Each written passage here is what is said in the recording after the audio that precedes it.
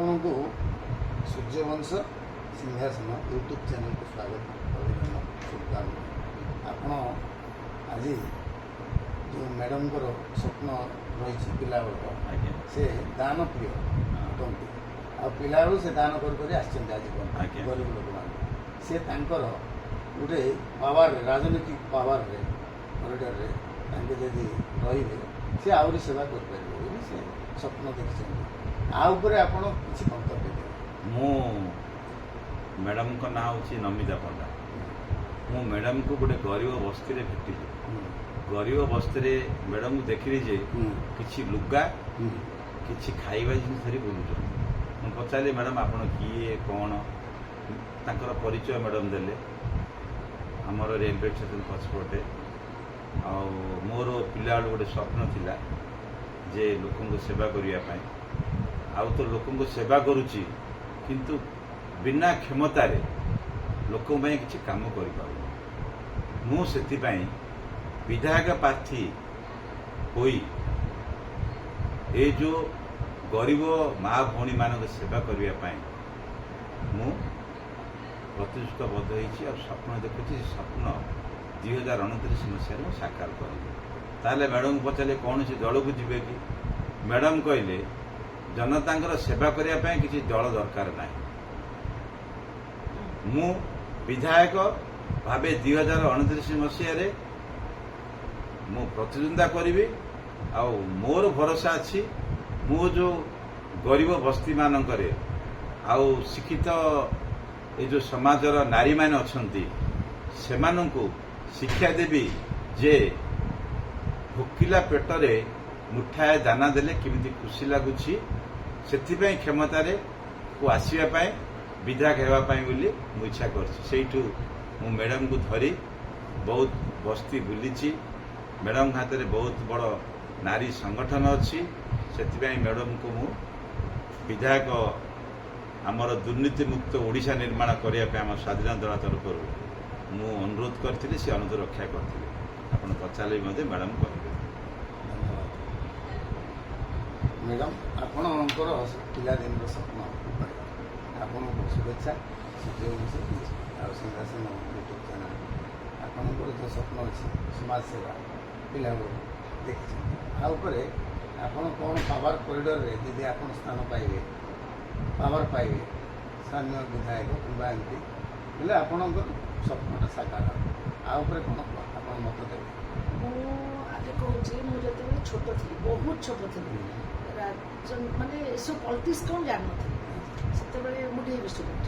ସେତେବେଳେ ସମସ୍ତେ ପଚାରୁଥିଲେ ଆଗେ ତ କରୁଥିଲା ତ ଏମ୍ କ'ଣ। ସେତେବେଳେ ମୁଁ ଛୋଟବେଳୁ ସେଟାକୁ ସେବା ବୋଲି ତ ମୁଁ ଏବେ ବୁଝୁଛି। ଯେତେବେଳେ ମୋର ଏଜ୍ ହେଲା ସେତେବେଳେ ଆପଣ ବିଲିଭ୍ କରିବେନି ଯେଉଁ ସବୁ ମାନସିକ କରନ୍ତିନି ମୋର ଥିଲା କି ଏଇଟା ମୁଁ ଧର ଏଇଟା ପାସ୍ କରିଯିବି ବା ଫାର୍ଷ୍ଟ କ୍ଲାସ୍ ପାଇବି ମୁଁ ଟଙ୍କାକିଆ କଏନ୍ 100ଟା ଭିକାରୀକୁ ଦେବି। ମୋର ଧର ଏଇଟା ହେଇଗଲା କେତେବେଳେ ଧର ବହୁତ ଦେହ ଖରାପ ହେଉଥିଲା ତାର ଦେହ ଭଲ ହେଇଯାଉ ମୁଁ 100ଟା ଭିକାରୀକୁ 100ଟା ଆପେଲ୍ ଦେବି। ସେତେବେଳେ ମାନେ ବୁଝିପାରୁଥିବେ କେତେ ବର୍ଷ ତଳେ ସେଟା ମୋର ଇନବର୍ନ। ମୋତେ ସେଟା କିଏ ଶିଖେଇ ନଥିଲେ। ଆଉ ରାସ୍ତାରେ ଯାଉଥିବେ ଯେତେବେଳେ କୁଷ୍ଠରୋଗୀମାନଙ୍କୁ ଦେଖେ ସେମାନେ କୋଉ ବାଟେ କେମିତି କ'ଣ କରିକି ମୁଁ ଲୁଗା ଆଣିକି ସେମାନଙ୍କୁ ଯେତିକି ପାରିବି ସେବା କରେ। ମୁଁ ଯେତେବେଳେ ବହୁତ ମାନେ ମୋତେ ଯେତେବେଳେ ପଚାରନ୍ତି ତୋର ଫ୍ୟୁଚର ଏମ୍ କ'ଣ ମୁଁ କହେ ମନ୍ତ୍ରୀ ହେବି। ମନ୍ତ୍ରୀ ମାନେ ବୋଧେ କ'ଣ ମୁଁ ଜାଣିନଥିବି ବଟ୍ ମନ୍ତ୍ରୀ ହେବି। କାହିଁକିନା ମୋର ସେତେବେଳେ ବି ଗୋଟେ ଇନର ଇଏ ଥିଲା ମୁଁ ମନ୍ତ୍ରୀ ହେଲେ ଲୋକଙ୍କୁ ସେବା କରିପାରିବି।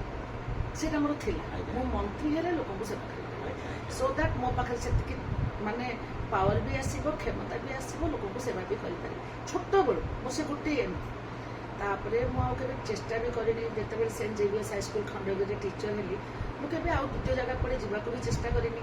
ତ ମନ ଭିତରେ ଯେତେ ମୋର ବର୍ଷ ବଢ଼ି ବଢ଼ି ଚାଲିଛି କେବେ ହେବି କେବେ ଭିତରୁ ପଶିବି ସେବା ତ ଲୋକଙ୍କୁ ମୁଁ ସେଟା ତ ମୋର ବ୍ଲଡ଼ରେ ମୁଁ କେବେ ମାନେ ବହୁତ ଲୋକ ମୋଠୁ ଲୁଟିଛନ୍ତି ବହୁତ ଲୋକ ମୋର ଏବେ ମନେ ଅଛି ଥରେ ସାଇକ୍ଲୋନ ହେଇଥିଲା ମଝିରେ ମତେ ସେ ଗାଁରୁ ଜଣେ ଆସି କହିଲେ 200ଟା ଘରେ ଆମେ ଖାଇବା ବାଣ୍ଟିବା। ମୁଁ କହିଲି ମୁଁ କଣ ଦେବି ନା ଏଇନା ତମେ 30,000 ଦେଇଥାଅ। ମୁଁ 200 ଘରେ ଖାଇବା ଦିଆ ସେତେବେଳେ ମାନେ 15 ସେତେବେଳେ 30,000 ମୋ ପାଇଁ 3 ଲକ୍ଷ। ସାଙ୍ଗେ ସାଙ୍ଗେ 30,000 କାଢିକି ଦେଲି। ମୁଁ ଦେଖିଲିନି ବି କୋଉ ସେ ଘରେ ବଣ୍ଟା ହଉଛି କି ନାହିଁ। ତା ଛଡା ରାସ୍ତାଘାଟେ ଯିଏ ଯାହା ମାନେ ମୁଁ ଲୋକଙ୍କୁ ଏତେ କି କହିବା କଥା ନୁହଁ ଯାହାର ଫଟା ଚିରା ଦେଖେ ଏତେ ଲୁଗା ଦେଲି ଯେ ଆମ ବ୍ୟାକଗ୍ରାଉଣ୍ଡରେ କେହି ବିଜନେସ୍ କରନ୍ତିନି। ଭଗବାନ ମତେ ଗୋଟେ ଲୁଗା ଦୋକାନ କରିକି ବସେଇଦେଲେ। ମେ ବି ସେଥିପାଇଁ ବସେଇଲେ କି ତୁ ସବୁବେଳେ ମୁଁ ଭଗବାନଙ୍କୁ ବିଶ୍ୱାସ କରେ ଖାଲିରେ ଲୁଗା ଦଉଥିଲି ଏବେ ତତେ ଦୋକାନଟେ କରିଦେଲି। ମତେ ସମସ୍ତେ କୁହନ୍ତି ତୁ ବିକୁଛୁ ନା ବାଣ୍ଟୁଛୁ।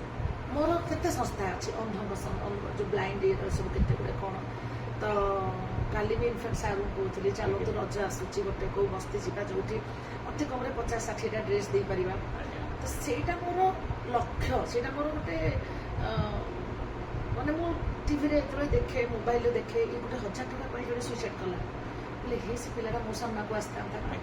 କିନ୍ତୁ ଯୋଉ ବିଧାୟିକା ଏଥିପାଇଁ ହେବାକୁ ଚାହୁଁଛି ବା ଯାହାବି କିନ୍ତୁ ଗୋଟେ ପ୍ଲାଟଫର୍ମ ଦରକାର।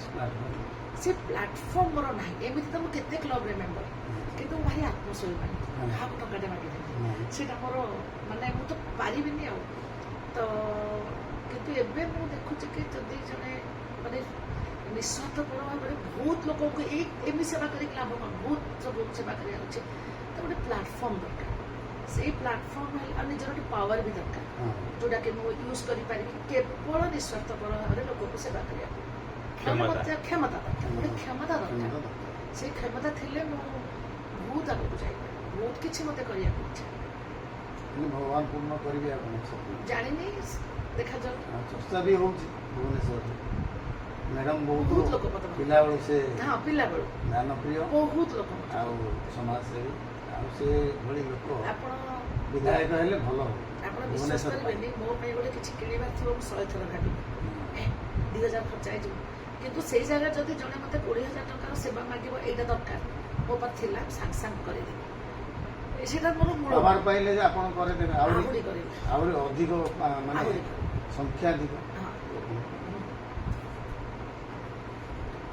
ହଠାତ୍ ମୁଁ ମ୍ୟାଡ଼ାମଙ୍କର ଗୋଟେ ଲୁଗା ଦୋକାନ କରୁଛନ୍ତି। ମୁଁ ଗଲାବେଳେ ଦେଖିଲି ମ୍ୟାଡ଼ାମଙ୍କର ଦୋକାନରେ ବିଜୁ ବାବୁଙ୍କ ପାଖରେ ମ୍ୟାଡ଼ାମ ବସୁଛନ୍ତି। ମୁଁ କହିଲି ମ୍ୟାଡ଼ାମ ଏ ଫଟୋଟା କ'ଣ ନା ଏଇ ଲୁଗା ଦୋକାନ କରିବା ପାଇଁ ବିଜୁ ବାବୁ ମୋତେ କିଛି ଟଙ୍କା ଦେଇଥିଲେ ଯେ ତୁ ଯା ଜନସେବା କରିବୁ। ମୋ ସହିତ ଫଟୋ ଉଠେଇଲେ ଆଉ ମୋତେ କିଛି ଟଙ୍କା ଦେଇଥିଲେ। ସେଥିପାଇଁ ବୋଲି ଏ ଫଟୋ ଧରି ମୁଁ ଯୋଉଠିକି ଯାଉଛି ଏ ଫଟୋ ଧରିକି ମୁଁ ଲୋକଙ୍କୁ ଦେଖାଉଛି ଜନସେବା କରୁଛି। ଆଉ ଆପଣ ମୋତେ ସାହାଯ୍ୟ କରନ୍ତୁ। ମୁଁ ନିଶ୍ଚୟ ବିଧାୟକ ପ୍ରାର୍ଥୀ ହୋଇ ମୋର କ୍ଷମତାକୁ ଗରିବ ଲୋକଙ୍କ ପାଇଁ ମୁଁ ନିୟୋଜିତ କରିବି। ସେଥିପାଇଁ ଏ ଫଟୋ ଯୋଉ ଦେଖି ମୁଁ ଏତେ ଖୁସି ହେଇଛି।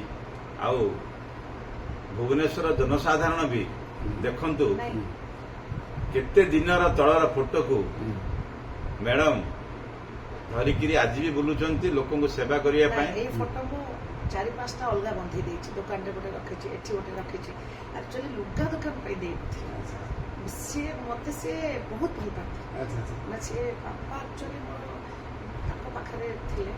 ବାପା ଏତେ ସଚ୍ଚୋଟ ଥିଲେ। ବାପାଙ୍କ ନାଁ ଅଭିପ୍ରସାଦ ପଣ୍ଡା। ସେ ଏତେ ସଚ୍ଚୋଟ ଥିଲେ। ଆଚ୍ଛା ପଇସା ସେଥିପାଇଁ ଦେଇନଥିଲେ। ସେ ତ କେବେଠୁ ଚାଲିଗଲେ।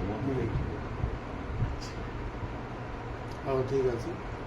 ଆପଣ ଯାହା ଏଡିଟିଂ କରି କହିଦିଏ ଯାହା ମୁଁ ଗୁରୁ ବୋଲି ବିଜୁ ବାବୁଙ୍କୁ ସେଇଟା ଲୁଗା କଥାଟା କହିବେନି କେବେ ହଉଛି ଆକ୍ଚୁଆଲି ଏଇ ଫଟୋ ଆକ୍ଚୁଆଲି ମୁଁ ବିଜୁ ବାବୁ ବହୁତ ଜଲ୍ଦି ଚାଲିଗଲେ।